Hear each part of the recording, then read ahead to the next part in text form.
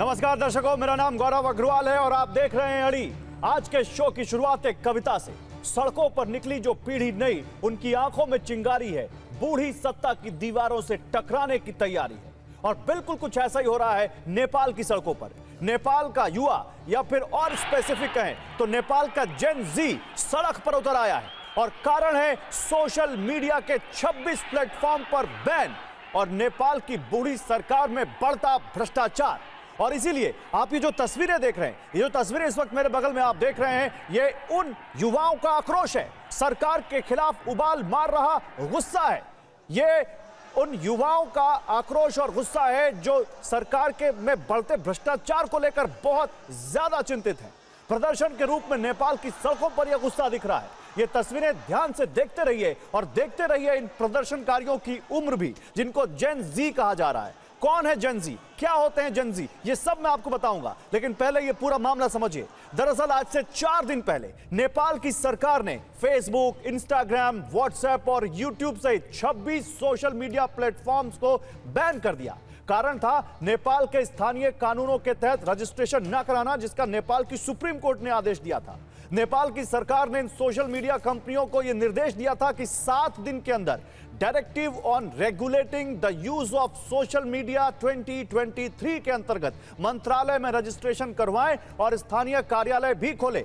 लेकिन ऐसा नहीं करने पर इन प्लेटफॉर्म्स को 4 सितंबर को बैन कर दिया गया।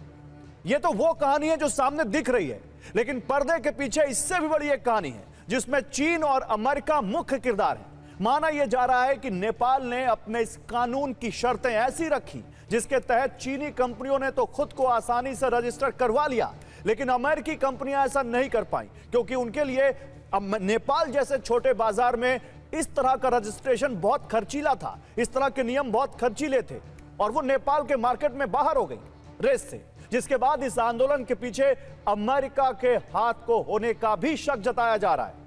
हालांकि आप कह सकते हैं कि यह केवल डिजिटल वॉर नहीं है, यह इकोनॉमिक, इंफ्रा, पॉलिटिकल और स्ट्रेटेजिक वॉर भी है। तो नेपाल में एक तरफ है जेन जी वर्सेस बूढ़ी सरकार, तो दूसरी तरफ है चीन बनाम अमेरिका। आज अड़ी में इसी पर बात होगी। और देखिए, एक बड़ी खबर आ रही है, नेपाल में हिंसा फिर से भड़क गई है। नेपाल के कई शहरों में हिंसक प्रदर्शन चल रहे हैं। अभी भी 5 बजे तक का वक्त दिया था प्रदर्शनकारियों ने सरकार को कि कुछ जो करना है कर लीजिए, लेकिन सरकार की तरफ से, नेपाल की सरकार की तरफ से कुछ हो नहीं पाया। जिसके बाद अब नेपाल में एक बार फिर से हिंसा भड़क गई है।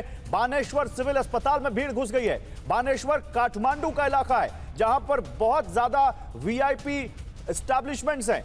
बानेश्वर के पास ही एक वहां पर धरना स्थल था जहां पर यह भीड़ जा रही थी, जहां से 1200 मीटर की दूरी पर केवल वहां की संसद थी और वहां सिविल अस्पताल में भीड़ घुस गई है। पुलिस भीड़ को अस्पताल से बाहर निकाल रही है। पुलिस और प्रदर्शनकारियों के बीच मारपीट हो रही है। तो नेपाल में हालात लगातार खराब होते जा रहे हैं। फरवरी में राजशाही के खिलाफ जो आंदोलन हुआ, राजशाही को लेकर जो आंदोलन हुआ था, वो हमने देखा था।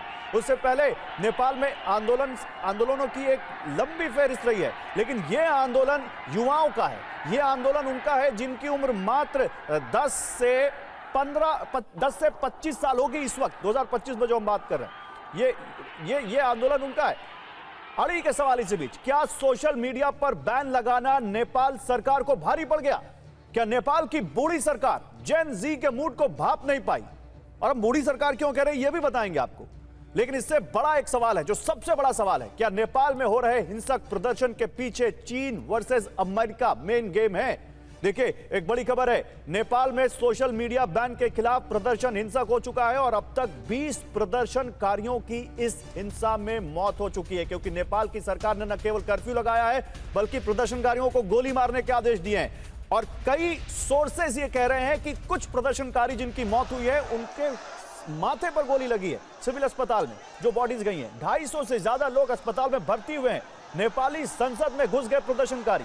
12,000 से ज्यादा युवा प्रदर्शन कर रहे हैं और केवल अब काठमांडू तक यह आंदोलन सीमित नहीं है।